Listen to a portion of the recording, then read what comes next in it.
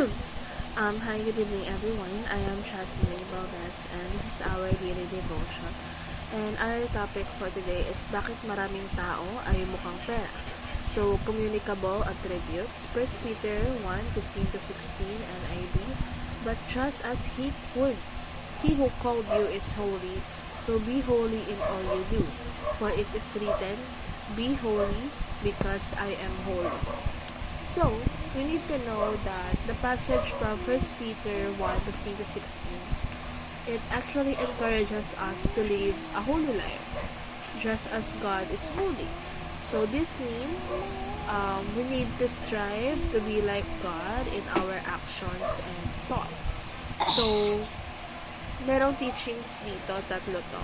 So, first, God commands us to worship Him so that we may become like Him. Second, God created us in His image, but He did not make us to become God.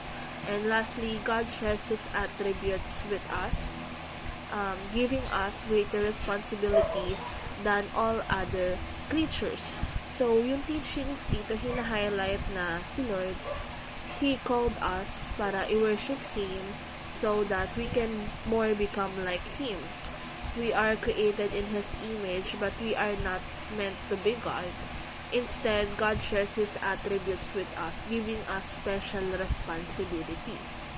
So, yung sa application naman nito, ini-encourage naman tayo na i-prioritize si Lord over any material possession katulad ng pera, pagkain, or anything na meron dito sa mundong to.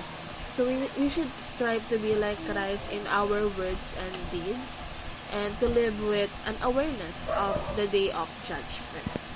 And actually, worshiping God can change our character by shaping our desires and priorities.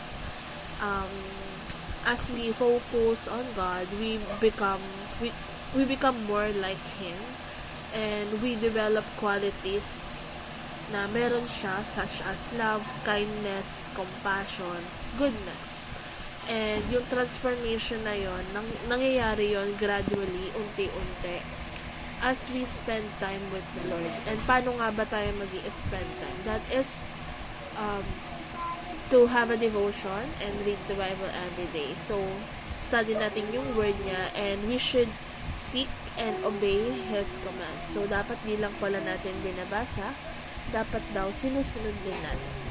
And that is our topic. Bakit maraming tao ay mukhang pera? So, communicable attributes. Have a good day and bye for now.